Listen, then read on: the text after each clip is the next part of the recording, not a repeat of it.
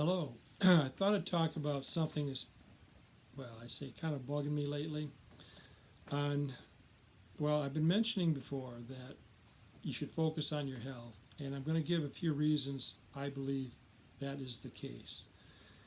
And well, the first thing I'm going to mention is that according to Google, the pharmaceutical revenue and pharmaceuticals is defined as substances that are produced into medicinals, and I'm assuming that could also be over the counter or even natural medicines. But anyways, worldwide, in U.S. dollars, the industry has revenues of $1.42 trillion, and now that was in 2021. In 2022, it's estimated to go up to $1.48 trillion. Now that doesn't count transportation, getting the supplies to where they need to go. Doesn't count for the the bottles that you or supplies that are used to package these items and then get them to the consumer. In the United States alone, I had one figure saying that we are to consume $550 billion worth of pharmaceuticals, and that the biopharmaceutical industry is going to contribute about $600 billion also. The numbers didn't quite add up when I was trying to figure out with the 1.42 trillion and then the two figures I just gave you for the United States consumption of those products. But anyways, China provides most of the raw materials for pharmaceuticals, and I've seen figures anywhere from 60 to 80%. India produces the most active pharmaceutical ingredients, meaning they process the raw materials into something that can be processed into pills or capsules or liquids or whatever. And that estimate was around 48%. But they also produce the end product of the pharmaceuticals that they distribute worldwide. And the United States is a pretty large consumer of those products. Of course, the United States is the largest consumer of pharmaceuticals in the world. Europe is, or the European Union is also a large consumer of pharmaceuticals. And it's interesting because Germany was, a chemist in Germany devised a cheap way to produce nitrogen that could be used as fertilizer. And that's, I didn't put down the date, that was, it seemed like it was in the 1800s. Switzerland, chemists there developed DDT, and I believe that was introduced into the was manufactured or produced in late 30s, but it was used in the early 40s, 40 on in the United States until it was banned. I believe it was 70s. There was a worldwide ban, I believe, for agricultural use I believe it was in the 80s, late 80s. I could be mistaken on the exact date, but it's still used in some countries as to kill mosquitoes, to reduce malaria. And now that's the thing about this too. The sources seem to be a little confusing on their figures. They're not way off, but sometimes it gets, when you have to bounce back and forth between websites, the information gets to be a little confusing. So what's my point about all this? Well, Germany, Switzerland, one contributed artificial fertilizers, one contributed to the development of pesticides. That's dumped into our food. We have to suffer the consequences because of the ill effects those products have on the nutritional value of the soil, because destroying or at least eliminating many of the beneficial microorganisms that help produce food or produce the development of plants. to produce healthy plants. So, with this in mind, what do? Well, the reason I kept saying focus on your health is because you're talking $1.42 trillion in 2021. Probably, well, and then there's advertising, which was like $6.5 billion. This is in the U.S. alone. I don't know what the rest of the world does with their advertising on that. Plus the materials to produce the pharmaceuticals. I'm talking about not the drugs themselves, but like I said, the bottles, transportation to get them from place to place.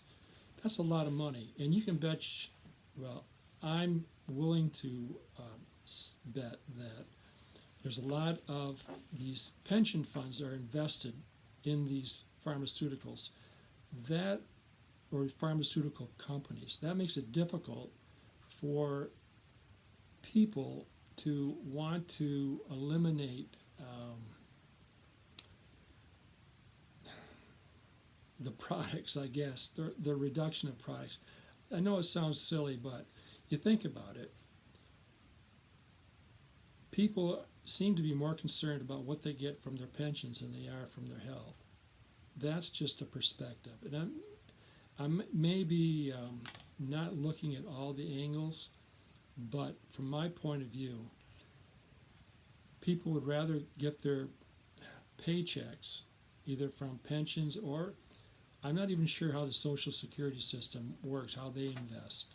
And I'm almost willing to bet that there's some investment in these companies somehow that benefit the government. I could be wrong on that. I'm not an expert at all on that, but it just seems to make some sense that it could be a reason why people do not want to, not all people, of course I'm saying a lot of young people seem to want to improve their health, and you see that more and more.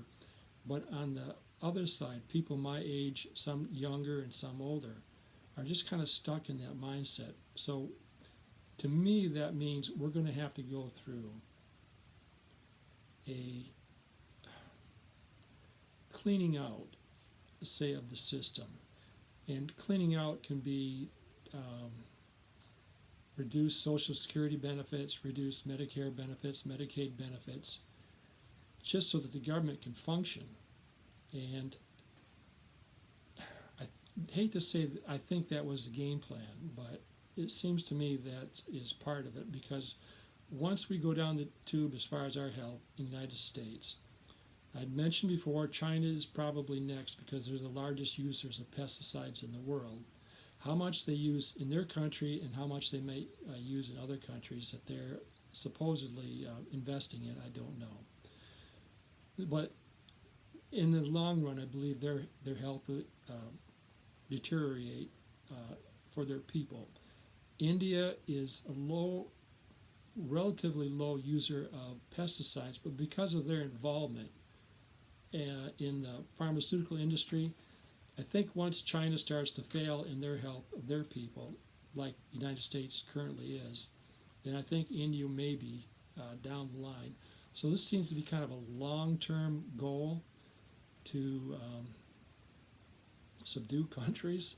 Again, that's pretty much speculation on my part, but it seems to be a pattern that unless something changes, I don't know, China changes their way, or India doesn't fall into the trap of using these materials the way that China and the United States and a lot of the European countries are using, then I think that will be the pattern. And I guess I just don't understand why we would allow that to happen. I know there's money to be made. There's a lot of money backing these pharmaceuticals from the banking industry. I don't know the ins and outs of it, but it just seems to make sense. Things work on credit. And if there's some individuals, very intelligent and ruthless individuals who have a long-term plan to subdue countries, to bring them into a one world type of organization, I mean, I'm not against one world government someday, a one world council where we have to get together and then we can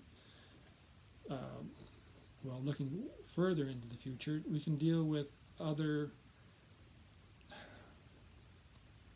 forces, alien forces, we can say, if that comes to that. If there's other forms of intelligent life out there, I would think we would want to approach them or deal with them as a unified planet.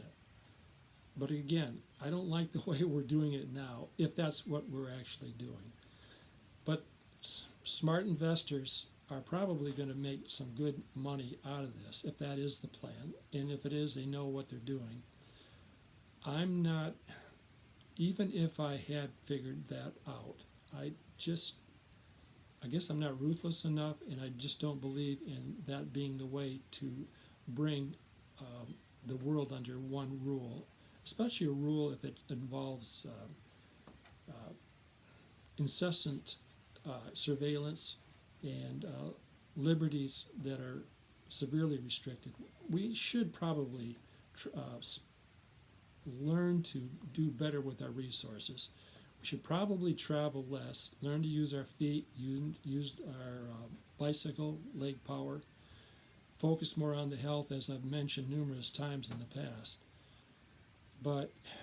And there are probably subunits of individuals or groups that are working on that sort of thing. If you know of those sort of groups, those would probably be the people you'd want to associate with. And it isn't all doom and gloom.